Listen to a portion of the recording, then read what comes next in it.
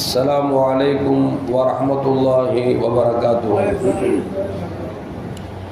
الحمد لله رب العالمين والصلاة والسلام على أشرف المرسلين وعلى آله وأصحابه وأزواجه وذرياته وأهل بيته أجمعين.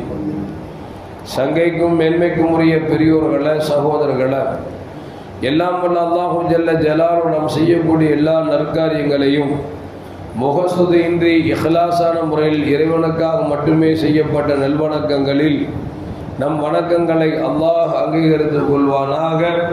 நாம் செய்யக்கூடிய வியாபாரங்களிலும் தொழில்துறைகளிலும் நஷ்டம் இல்லாத ஹலாலான முறையில் நிரம்ப லாபத்தை பெற்று அந்த லாபகரமான வாழ்க்கையை கொண்டு தம் தேவைகளையும் தேவை உடையவர்களின் தேவைகளையும் நிறைவேற்றக்கூடிய நல்ல பொருளாதாரத்தையும் உள்ள விசாலத்தையும் அல்லாஹ் நம் அனைவருக்கும் வழங்கி அருள்வானாக. கஞ்சத்தனம் என்கிற தீய பண்பை விட்டு அல்லாஹ் நம்மை பாதுகாத்துக் கொள்வானாக. நம்மை இந்த உலகத்தில் வாழ வைக்கும் காலம் எல்லாம் நோய் நொடி இன்றி உடல் ஆரோக்கியத்தோடு அல்லாஹ் நம்மை வாழ செய்வானாக. அந்த ஆரோக்கியமான வாழ்க்கை கொண்டு அல்லாஹ் ரசூலை நெருக்கக்கூடிய அனைத்து நல்லமுறைகளையும் புரியக்கூடிய நல்ல முத்தகின்களின் கூட்டத்தில் அல்லாஹ் நம்மை ஆக்கி அருள்வானாக. திடீர் மரணங்களை விட்டும் தீய மரணங்களை விட்டும் நம்மையும் நம் குடும்பத்தையும் நம் சமூகத்தையும் அல்லாஹ் முழுமையான முறையில் பாதுகாத்துக் கொள்வானாக. மருத்துவமனையின் செலவினங்களை விட்டும் வேதனைகளை விட்டும் அல்லாஹ் நம்மை காத்தருள்வானாக. நம்மில் யாரெல்லாம் நோயால் பாதிக்கப்பட்டு வீடே கதி என்றும் ஆஸ்பத்திரியே கதி என்றும் அல்லல் பட்டும் அவதியுற்றும் வருகிறார்களோ அத்தனை பேர்களுக்கும் வெகு விரைவில் நோயை போக்கி உடல் ஆரோக்கியத்தை வழங்குவதோடு அவர்களை கொண்டு அவர் குடும்பத்திற்கும் சமூகத்திற்கும் நல்ல பலன் தரக்கூடிய மக்களாக ஆக்கி அருள்வானாக. நாம் இந்த உலகத்தில் வாழ்ந்து மறைகிற நேரத்தில் லா இலாஹ இல்லல்லாஹ் முஹம்மது ரசூலுல்லாஹ் என்ற கலிமாவை மொழிந்து ஜன்னத்துல் ஃபிர்தௌஸை கண்ணால் கண்டு அகமகிழ்ந்து சிரித்த வண்ணமாக வர்ணிக்கக்கூடிய நல்பாக்கியம் பெற்ற மக்களில் அல்லாஹ் நம்மை ஆக்கி அருள்வானாக. மரணித்தும் மரணிக்காத இறைநேசரின் கூட்டத்தில் அல்லாஹ் நம்மை ஆக்கி அருள்வானாக. நாளை மறுமையிலே மாணவி முஹம்மது ரசூலுல்லாஹி ஸல்லல்லாஹு அலைஹி வஸல்லம் அவர்களின் திருக்கரங்களால் ஹவுதுல் கௌசர் என்கிற தடாகத்தின் நீர் வருகி அன்னாரின் ஷஃபாத்தை பெற்று அன்னாரின் கரம்பிடித்து ஜன்னத்துல் ஃபிர்தௌஸ் என்ற உயர்ந்த சொர்க்கத்தில் அவர்களோடு அல்லாஹ் நம்மை சங்கமிக்க செய்வானாக. எல்லாவற்றுக்கும் மேலாக இறை அன்பை பெற்று இறைவனை பார்த்து பரவசம் அடையக்கூடிய அவனுடைய லிக்காவையும் ரிலாவையும் பெற்ற மக்களில் அல்லாஹ் நம்மை ஆக்கிக் கொள்வானாக. அருமையான மூமின்களை, மனிதர்கள் வாழுகிற காலத்தில் சில நேரங்கள் மகிழ்ச்சி இருக்கும், சில நேரங்களில் துக்கங்களும் தொண்டையை அடைக்கும். அப்படி மகிழ்ச்சியும் கவலைகளும் மாறி மாறி வருவதுதான் உலகம். மகிழ்ச்சி மட்டுமே இருக்கக்கூடிய இடம் என்று சொன்னால் அது சுவர்க்கம் மட்டும்தான். அந்த மகிழ்ச்சியும் துக்கங்களும் கலந்து வருகிற பொழுது மகிழ்ச்சியை நாம் யாரிடத்திலும் பகிர்ந்து கொள்வதில்லை. துக்கமாக இருந்தால் யாரிடத்திலாவது சொல்லி நாம் நம்முடைய ஆதங்கத்தை வெளிப்படுத்தி நம்முடைய மனதை ஆறுதல் படுத்திக் கொள்கிறோம். அந்த அடிப்படையில் தாவூத் அலைஹிஸ்ஸலாம் அவர்கள் காலத்தில் ஒரு கணவன் மனைவி 2 பேர்களுக்கும் 3 பிள்ளை செல்வங்கள், மிகவும் ஏழையானவர்கள், வளர்ந்து வருகிற நேரத்தில் திடீரென்று 3 குழந்தைகளையும் மனைவி விட்டுவிட்டு கணவர் மரணித்து விட்டார்.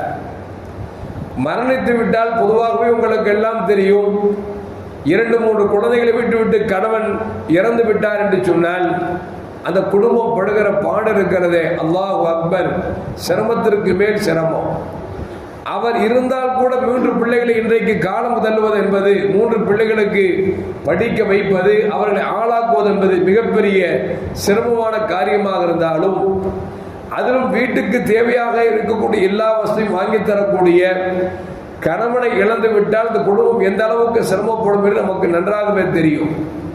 அப்படி தாவூத் அலைஹிஸ்ஸலாம் காலத்தில் 3 பிள்ளைகளோடு மனைவி விட்டுவிட்டு அந்த கணவர் மரணித்து விட்டார். கடும் கஷ்டம், சிரமத்திற்கு மேல் சிரமம். இந்த பெண்மணி இந்த குழந்தைகளை எப்படி காப்பாற்றுவது என்று தெரியாமல் அல்லல் பட்டு கொண்டிருக்கிறார். வீட்டிலே ஒரு பார்த்தால் ஒரு சிகப்பு துணி ஒன்று இருக்கிறது, புத்தம் புதிய துணியாக இருக்கிறது. இதை மார்க்கெட்டில் போய் வித்தரலாம் அப்படின்னு சொல்லி விற்று பிள்ளைகளுக்கு ஏதாவது கிடைத்தது என்று சொன்னால் உணவை வாங்கி போடலாம் என்று சொல்லி அந்த சிகப்பு புது துணி எடுத்துக்கொண்டு மார்க்கெட்டுக்கு வருகிறார். வருகிற பொழுது பிள்ளைகளும் நாங்கள் வருகிறோம் என்று அடம் பிடிக்கிறார்கள்.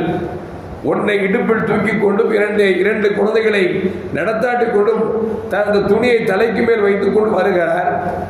வருகிற பொழுது திடீரென்று ஒரு பறவை ஒன்று வந்து அந்த சிகப்பு துணியை எடுத்துக்கொண்டு சென்று விட்டது.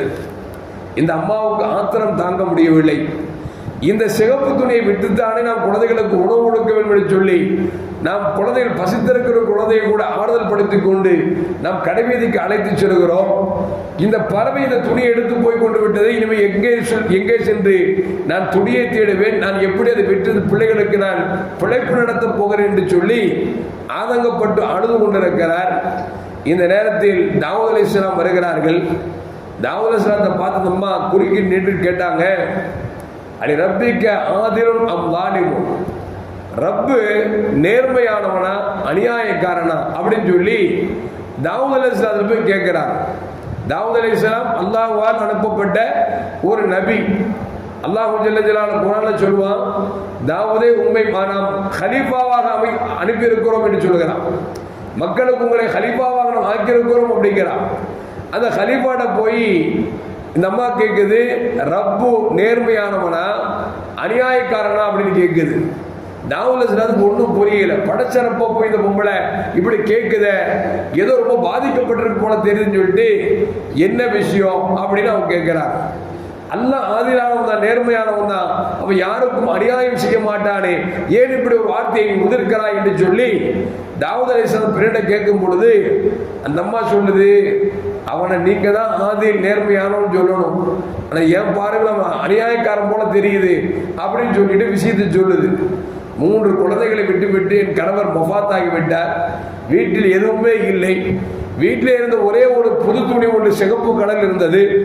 அந்த துணியை எடுத்துக்கொண்டு விட்டு இந்த குழந்தைகளுக்கு ஏதாவது உணவு கொடுக்கலாம் என்று சொல்லி நான் குழந்தைகளையும் ஆசையாக ஆறுதல்படுத்திக் கொண்டு துணி எடுத்துக்கொண்டு வந்தேன். ஒரு பறவை ஒன்று என்னுடைய தலையில் இருக்கக்கூடிய துணி எடுத்து விட்டு சென்று விட்டது. இப்பொழுது நான் என்ன செய்வேன்? என் சூழ்நிலையை தெரிந்து அல்லாஹ் இப்படி ஒரு பறவை அனுப்ப வேண்டுமா, துணி எடுக்க வேண்டுமா என்று சொல்லி அந்த பெண்மணி ஆதங்கத்தை கொட்டிக் கொண்டே இருக்கிறார்.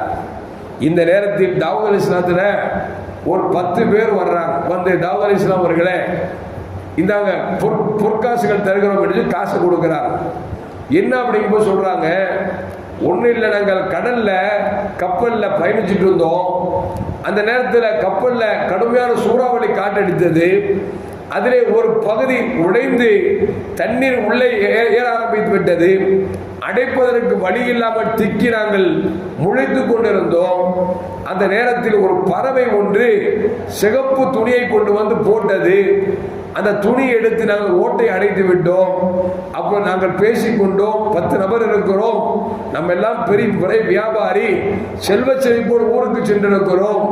நல்ல வேளை இந்த பறவை சிகப்பு துணியை போட்டதன் காரணமாகத்தான் ஓட்டை அடைப்பதற்கு வாய்ப்பாக இருந்தது.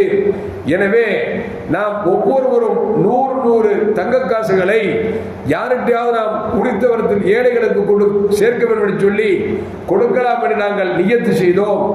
எனவே கிட்டத்தட்ட 1000 பொற்காசுகள் இதில் இருக்கிறது. யாருக்கு கொண்டு சேர்க்க வேண்டுமோ அவனத்தில் கொண்டு சேர்த்து விடுங்கள் என்று சொல்லி தாவூத் அலைஹிஸ்ஸலாம் இடத்துல அந்த 10 வியாபாரம் கொடுத்த பொழுது, அப்பொழுது அந்த அம்மாவை பார்க்கறாங்க. பார்த்த உடனே அந்த அம்மாவுக்கு ஆனந்தம் தாங்க முடியவில்லை. இந்த அம்மாட்ட காணா போனதும் ஒரு சிகப்பு துணி, இங்கு ஓட்டை அடைப்பதற்கு பயன்படுத்தப்பட்டதும் ஒரு சிகப்பு துணி, இந்த துணியை பறித்து சென்றது ஒரு பறவை, அங்கு போட்டதும் ஒரு பறவை. சொன்னாங்க, அல்லாஹ் நேர்மையானவனா அநியாயக்காரனான்னு கேட்டிய, நீ துணியை வித்திருந்தா ஒரு தங்க காசுக்கோ ஒரு தீனாருக்கோ போயிருக்கும்.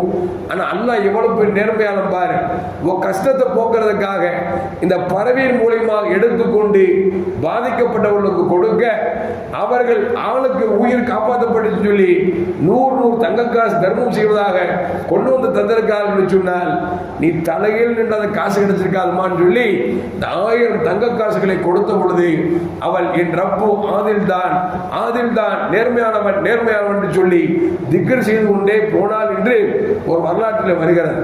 அருமையான மக்களை எதற்கு சொல்லுவார்கள் சொன்னால், நம்முடைய முன்னோர்கள் சொல்வார்கள், மனிதன் எந்த அளவுக்கு அவசரப்படுறான் அப்படின்னா, குழந்தைக்கு தாய் பால் கொடுத்துட்டே இருப்பாங்க. ஒரு மாறில் பால் குடிச்சுட்டு இருக்கும். தாய்க்கு தெரியும் குழந்தைக்கு பால் குடிக்குது, பால் வரல அப்படின்னு.